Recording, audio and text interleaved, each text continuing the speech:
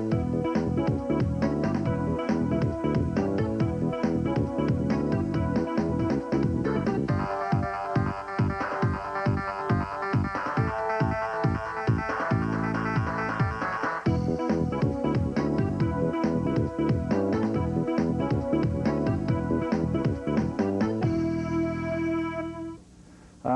to Profiles. I'm John Dowson. And today we have someone on our show that I've been waiting a long time to interview and talk with, and that's Metropolitan Toronto Chief of Police, retired William McCormick. And I'm really glad that you could make it and be here with us. It's my pleasure to be here. The Chief, right? Bill. Bill. Thank you. And you live in Queensville, so you're one of us, I guess, or our area now. Very happy to be. And you also just recently authored this book called Life on Homicide. Correct. Which covers the 10 years, I think, from 1969 to 79 when you were in the homicide That's squad. That's correct, yeah. I have to, if I may, I have to correct you a little bit there. The official time, you see, at one particular time, you were seconded and it was not counted because you were being tested, sort of thing. So I was there a little longer than the 10 years. Oh, I see. But not officially. Not officially, though. Yeah. But I know that you mentioned the fact that you came up to the ranks, like a lot of the police officers Absolutely, at that yes. time. Joined as a third-class constable. But before that, though, an interesting background. You're from, born and raised in Mauritius, which is in the Indian Islands, the Indian Ocean. Correct, yes. Off Africa. It's about 500 miles off the east coast of Madagascar. It's the east coast, the southeast coast of Africa. It's about 10 degrees below the equator. It's a small island, but now very popular as a tourist resort. And at that time, the time that I lived there, from my birth to the age of 18, it was quite a unique place to come up in. And your father was a policeman as well, wasn't he? Yes, indeed, and my grandfather. And your grandfather. Yes. And what was your father doing there in Mauritius? Well, my father joined the British colonial police in 1930 in London, England, and he was posted to Mauritius. Both parents, both my father and mother being Irish from the south of Ireland. He arrived in Mauritius in 1930 as a first-class sergeant major, and then went up through the ranks and so that'd be the colonial police force. British colonial police force, yeah. And he went up through the ranks to... Well, he ascended through the ranks to the rank of superintendent, and which, of course, as you know, is commissioned rank in those days. And he also had many other functions during the war. He was commander of the field forces during the war. Oh, was he? Yes, indeed. And he also was the superintendent of prisons as well, because the two were joined. It was Her Majesty's prison, or His Majesty's prisons in those days, and of course His Majesty's British colonial police as well. It was an interesting area to be in, because you got a cross-section of the very high profile of the island on one side, because it was very originally French, because the French plantation owners were still there. Of course, traditionally they had been there for many years. And in addition to that, you had on the other side of it the criminal element that you lived beside in the quarters and so on, in the prisons. We had 10 of them in the yard every day, sort of thing. You know. Oh, did you? Oh, yes, indeed. What do they call them? Not laborers. There was a term. Well, they were substantially a warder and 10 prisoners were dispatched to each of the officers who lived within the curtilage of the prison. To maintain the yards, to maintain the gardens and so on, and also to maintain the house as well. And so you were born and raised there, went to school there, did you? Yes, indeed, I did, yes. I went to the Holy Ghost Fathers. That's another story altogether. At the, in Mauritius? Yes, the Collège du Saint-Esprit. And then you speak French, of course? Yes, I do, yes. Being from there, yes. I guess. So actually, originally, I spoke French before I did English. Yes, and you speak Creole, you Creole, yes. Well, Creole, everybody spoke Creole. It's like a patois, isn't it? It's a patois. No matter where you came from originally, whether you were English, French, or German, or what have you, the common language is Creole, because everybody spoke Creole. Because there's a very, very strong mixture of the nationalities there: Indian, Malagasy, East African, and so on. Have you been back since? Only once, when I was at sea in 1953. Only once. You're at sea? Yes, I was at sea for 2 years. Oh, you were? So you went back to Ireland, didn't you, to go to school? Well, yes, I went back to Ireland to finish my education, but at that particular time, I was a British subject and subject to national service. Substantially what happened, I volunteered to take a course for the British Ministry of Transport. It was then necessary to have radio officers on troop ships. And I see. I was fortunate enough to become a radio officer for 2 years on a British troop ship and served on 2 or 3 ships, as a matter of fact, 3 ships, as a matter of fact. And that fulfilled my need for, it was also during the Korean War. So your grandfather was in the police in Ireland, I assume? Ireland, yes. He was in the Royal Irish Constabulary originally, but he left very suddenly. Oh, I see. And your father was in the was police? That's correct. And how did you get, well, of course, it's a family tradition. Something I never wanted to be. But you know, the odd thing about it, and this is the icing on the cake, out of 5 children, 4 of them are police officers. So you had brothers and sisters? No, here. Oh, my here. children. Oh, your children. Yeah.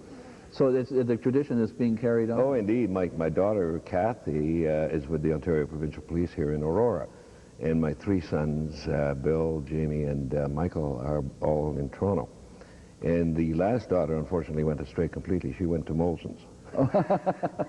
So how did you get involved in policing yourself then? Did you join the colonial force? Well, it's a long story, and I'll tell you very quickly. When I left the Navy, I met my father in London. He had come over to London to meet me. My father and mother came over to meet me, and we stayed in London for a while. And he said, "Well, what are you going to do?" And I said, "Well, I'm going to look at Harrods, something that really something I wanted to do because of the reputation it's on." And I was only 21 years old at the time. And substantially I went to Harrods, and they hired me almost immediately. And I spent 2 months in Harrods, and it was just the most terrible 2 months of my whole life. Was it in security or something? No. As an apprentice salesperson in Harrods, and there was more discipline than in the service. Oh. But anyway, I was talking to my dad, and he said, "Look, you know, why don't you join the force and join the British Colonial Police?" And of course I went down to a place called Fort Millbank at that time, which was the recruiting office for the Colonial Police. In those days there were many colonies. Yeah. They literally gave you a list of colonies, and substantially if you were chosen as an applicant, they gave you a choice of 3 colonies, and they asked you to pick out which one you wanted. And one of the colonies that I got was Bermuda. And Nice. I picked out Bermuda, and I was lucky enough to get it. So I was originally trained in England and then dispatched by ship to Bermuda. And how long were you there in Bermuda? 5 years. I met my wife there, and we were married in Bermuda. My wife's Canadian. Oh, so this is what the Canadian connection That's correct, yes. So you married, your wife was Canadian, was she? She is Canadian, yes. And so then you left Bermuda and came to Toronto? I needed my head read from a climate point of view. That's right. But there's nowhere else on earth that I would want to live. And when did you join the Toronto Police Force? I joined the Toronto Police Force on October the 13th, 1959. I was officially sworn in, having now resigned from Bermuda. And I came up, we went to Ireland. My first child, or son, was born. And then we came here, and I joined the force here then, and it was dispatched to the old 5 Division, Davenport and Belmont, and then retrained again because they didn't accept your background service at that time. But you did 5 years in Bermuda. Oh, yeah. It didn't mean a thing. It didn't? No. But in Bermuda you wouldn't be carrying guns, I guess, or pistols or anything? No, you had that. You were totally unarmed. Yeah. Mind you, you were trained in firearms, but you were not armed. I noticed in the prologue in the book, you mentioned an interesting anecdote about how you got hired. You won't do. About how you got hired here. Yes, indeed, yes. I'll never forget that, actually, because as soon as I landed here, we had a small baby, and of course, I had been given my warrant card back in Bermuda by the Commissioner of Police, and he had said, "You're back. The moment you finish your leave, come back." And, you know, sign on sort of thing. And I said yes, but I came here to join the force. Cutting an awful long story short, I went down to the recruiting office, which was then on Richmond Street, temporarily. There were 3 of us standing in line. We all 3 were given some literature to write on in terms of why we wanted to join the force and so on. Submitted that, sat there waiting, and the next thing was the clerk came out and said, "A and B, come on in and write the exam." they went in to write the exam, and I sat there, and he came back out to the counter and looked over the counter. He said, "McCormick?" And I said, "Yes." And he said, "You won't do." I looked at him, and I couldn't believe it. I said, "Well, I've got 5 years police experience in the background. Can you give me any reason?" He said, "We do not give reasons." Oh, this was... And I looked at him, I was absolutely aghast. So I came out and I fully intended to go back to Bermuda. But then I thought, no, I'll go down to police headquarters. And I didn't know the city, so I hailed a cab and went down to police headquarters, spoke to a very nice sergeant who said, "You want to speak to Deputy Chief Dunn." Took me upstairs to Deputy Chief Dunn. And Deputy Chief Dunn was a fine, fine gentleman. And he looked at me, and I told him the story. He said, "Son," he said, "you know, you're just one over the quota. That's what it is." I said, "One over the quota?" I said, "What do you mean by that?" He says, "Well, they figure there's one Irish Catholic too many." Oh, I see. He says, "I'm sending you back down there with a cruiser now." Went back down, and the same chap came flying out to the counter. He says, "Why didn't you tell me you were a friend of Deputy Chief Dunn?" Oh, really? Yes, indeed. And, of course, I had met Deputy Chief Dunn minutes before. I was not a friend of his at all. So, that's when it all started, back in 1959. 59. Well, on that point, we're just going to take a short break for a message, a public message, and then we'll come back and I want to talk to you about more I'd about be the only book. too delighted. Don't go away. We'll be right back with Chief McCormick. In this part of television land, small doesn't mean insignificant. A little determination goes a long way.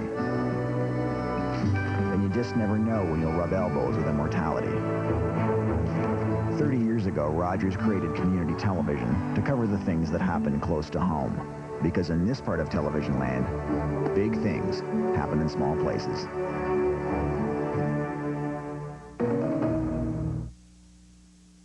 We're back, and we're talking with the Metropolitan Chief of Toronto Chief of Police, retired, Bill McCormick, and we're talking about his book, which was just published this year in 1998, right? Life on Homicide. Yes. And you have another book in the works, which will be out hopefully sometime in 1999. In the spring of 99. It's already in with the publishers at the present moment, yes. And the fellow you say who helped you write this, his name was Bob Cooper. He's a very fine writer indeed. Bob Cooper is a former Toronto police officer and a former Peel police officer. He became a sergeant in Peel, and at one particular point developed the great taste of writing, shall we say, of literature. And substantially, I met him some time back through another gentleman by the name of Bill Bellefontaine, and we sat down and they convinced me that we should start writing, sort of thing. This latter book, to get to the point, is quite different from this one. It is an autobiography as such that is in with the publishers at the present moment. It goes through a lifetime, really. But it also concentrates very strongly on the 5 years as chief, and I'm quite sure that some of the politicians that are mentioned and some of the people that are mentioned will not be too happy. Was it one of those tell-all books? Is it? Well, it's not a tell-all. I don't believe in tell-all. No. I do believe, though, that... or tell it like it is. Yeah, exactly. I believe that the public should know what the rigors are, rather than have this impression that everything in the garden is very well at times, which it is not. It's very difficult. Well, when you started in '59 with the Toronto Police, it wasn't Metropolitan at that time, was it? Yes, it was. Was it Metropolitan then? Yes, it became a Metropolitan Force in 1958. Because actually, 57. I was a musician, and a itinerant musician, if you will, playing in rock and roll bands up and down the Strip. Right. At that time, and the number of those clubs when yes, indeed. A lot of that was going on. It was Crow's Nest and all of Oh, yeah, quite a place. Quite a place. At that time. Yeah. Our paths may have crossed. Indeed. Quite possibly. I mean, on a social On a very social line. Yes, indeed. At some time. Yeah. And you were stationed out of... the old 5 Division originally, but then I went down to 52 Division, which is downtown. Where was that station? Because I know Davenport and Belmont. Davenport and Belmont, but there's a... Which really was just the top of Bay Street. Yeah. Just the top of Bay Street. Jesse Ketchum School, and then you have the old 5 Division there. Oh, I know, on the west side. On the west side. Ah, right. Yeah. But I went down to 52 Division and served in 52 Division, which is, of course, which at that time was 1 division, but it became 52 which is the downtown area that you mentioned at the present moment. So I became very familiar with that area. So, but when you first joined, you were a uniformed policeman? I was a third-class constable walking the beat, yeah. So you started right at the bottom again? Absolutely, yes. Even though you had 5 years? Oh, it didn't count at all. Didn't count at all. It was funny because really, in those days, the beat constables, there were more beat constables than there were cars. Or in the old 5 division, for instance, we had 2 cars and 2 motorcycles for the whole division, which was quite a big division. The rest of us walked the beats from wherever you happened to be. It was a different style of policing. It was more in touch with the public. Did you have sidearms as well? Oh, yes. Yeah. Webley. 1914 British Army issue Webley, yes. Oh, with the cord and the whole business. Oh, indeed, yeah. And the flap over. The flap over, yes, indeed. And if you drew the thing and fired it, you were likely to find that the spray of lead did you more harm than the culprit. But you would actually walk a beat in those days. Like, you take a look at the policemen now, and no disrespect, of course, but they're sitting in the cruiser. It's almost like being in the seat at the Challenger space ship, because it's completely totally surrounded with. You're in touch with everybody. Everybody. It's a fax machine. Well, we were too when I first joined here.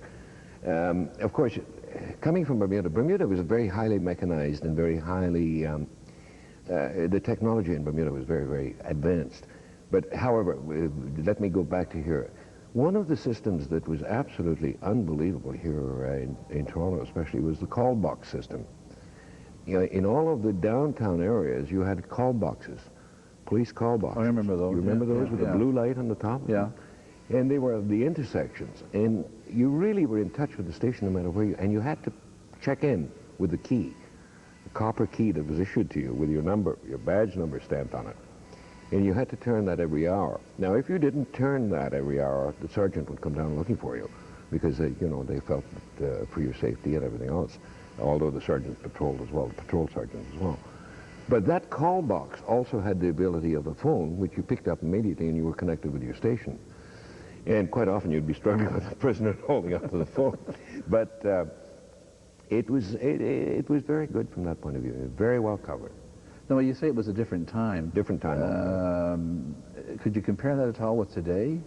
You say they were more in touch with the public at that time, walking. There's no question in my mind that you had more. The buzzword of policing as president of the Canadian Association of Chiefs of Police, I can tell you right throughout Canada, right throughout North America, and also as a member of the International, the buzzword in the last 10 years has become #1. Community-based policing. Well, you hear that a lot, yeah. Yeah. Community-based policing is nothing new. Actually, community-based policing was invented by Sir Robert Peel when he said the public are the police and the police are the public. And traditionally, it was carried on quite substantially by the contacts that were developed by police officers becoming aware of their neighborhoods, becoming aware, especially in the older days, in those days when I started here. You knew everybody on Bloor Street, you knew everybody on Yonge Street, and you knew the people that were there and so on, and you also had the assistance of the merchants and so on. And it was always the time when you snuck in the back door of a restaurant for a coffee. That, too, gave you a great aperture to the... and they knew you, of course. And they knew you. Unfortunately, I feel very sorry to say that the legless policeman, as it's now known, has a great disadvantage because they're in a car continuously, and it's very difficult for them to become involved with the public. The police forces throughout are now trying to remedy that as much as possible by putting out special squads of police officers to intermingle with the public in terms of many, many areas at the present moment and get involved in social needs and so on. However, I'm quite concerned because really, and this is my own opinion, I believe that people don't realize that police officers basically are not equipped, shall we say, to become social workers. Although, no, you're right. You know, they're expected to be in this day and age, and something that I think people have to realize that police officers are there to maintain the law and to maintain a very good rapport with the public. Yeah, with authority comes responsibility. Exactly. You know. Exactly. Now, in the book here, which was published this year, was it? It was published in March of this year. You go through, I think, 10 homicides, yeah. Homicides, and you said the beginning of the sergeant or the person in charge, George Seller, gave you a sort of a little review of what it was going to be like. Do you really want to be in the homicide? Indeed. In 1968, I was called down to the homicide squad to assist them, because they needed somebody from the old 53 Division in Young and Belmont. I'd just been recently promoted to probationary detective at the time.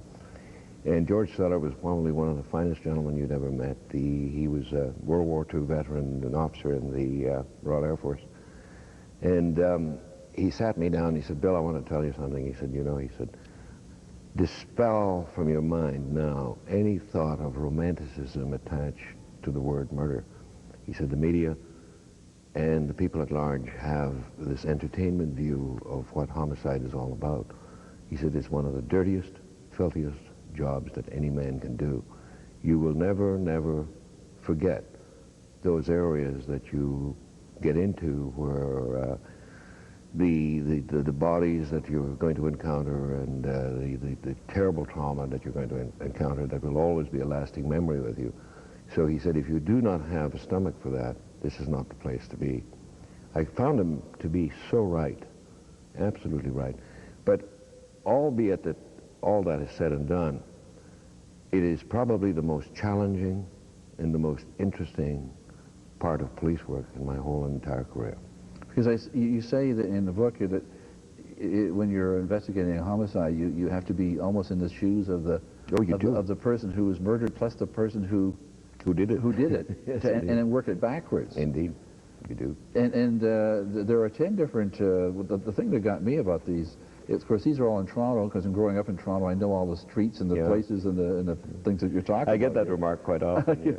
But you say you had 140 homicides in the 10 years? During my career, yes, indeed. When you say homicides, one of the things that you have to take into consideration is that the word homicide doesn't necessarily mean that it is a murder per se. Quite often you have a homicide investigation that turns out to be natural causes, it turns out to be accidental, and it turns out to be misadventure, and it turns out to be suicide.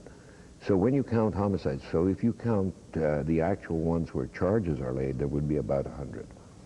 Now, in all those times, did you ever have any cases that went unsolved? One.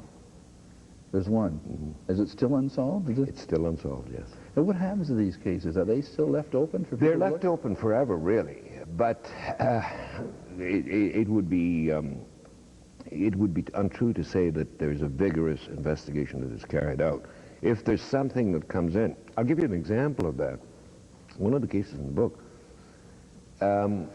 my partner and I, Jack McBride at the time, received a call with some information from a detective from Belleville, Ontario, not Belleville, I'm sorry, north of Belleville, north of Kingston, the next town north of Kingston. I can't think of the name of it. Mental block. Just escape me now. Okay, yeah. Anyway, and he had transported an individual to Penetang, and the individual had made some strange statements to him. Subsequently, we went up and investigated this individual. But before investigating him, we checked out the information that we had on a lady that had died 8 years before and had been ruled through autopsy and everything else as an accidental death. We went up on a wing and a prayer, and I recorded a 14-page statement from this individual detailing the minute details, how he had murdered this woman. Really? So it just goes to show you, there's 8 years, there's the perfect murder. 8 years had lapsed, and the individual. So when we came back to Toronto, we went back to Maitland Street where the murder had occurred, and it was like déjà vu. You walked into the apartment, and even down to the doorknobs and his description of the doorknobs, his description of the walls, the photos, and so on. As it turned out, she had been a legal secretary, and as it turned out, he even described her service in the Army during the Second World War through a photograph that was on the mantelpiece. And when we revisited the whole thing, we charged him with first-degree murder. Gee. Well, we're going to take a break. We'll be right back. Don't go away. The Quaker Meeting House on Yonge Street near Eagle in Newmarket was begun in 1810 on land deeded by Asia Rogers and William Doane and was the first permanent place of worship erected north of Toronto. The Quakers, led by Timothy Rogers, were determined in 1801 to found a third Quaker settlement in Upper Canada as a link between the existing ones in Prince Edward County and the Niagara Peninsula.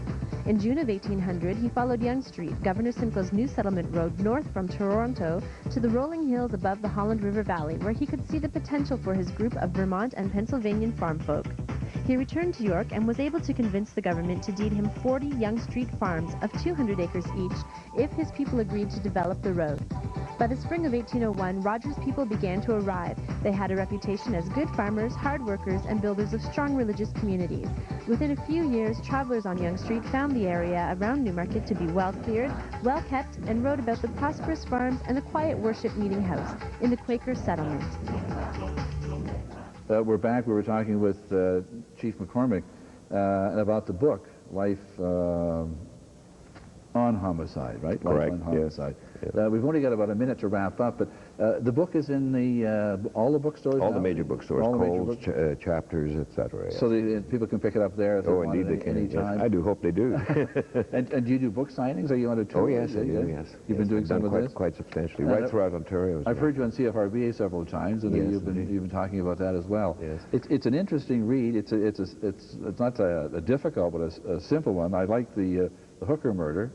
Everybody seems to like that one. That yes, was and Getting Away with Murder was another Yes. one here, Yes. and you even have some pictures as well. Mm-hmm. But so when is the next book? Do you think will be out? It will be published in the spring. I would imagine by March it will be published. It will be quite a different book from this one, though. But when you do the next book, which is a sort of tell-all business book. It's not a tell-all. Would you come back and we'll talk about it? I would be only too delighted. It's my pleasure at any time. Well, thanks very much, Chief. I really appreciate it. Thank you for having me. For Profiles, I'm John Dowson. Thanks for watching. Until next time, goodbye.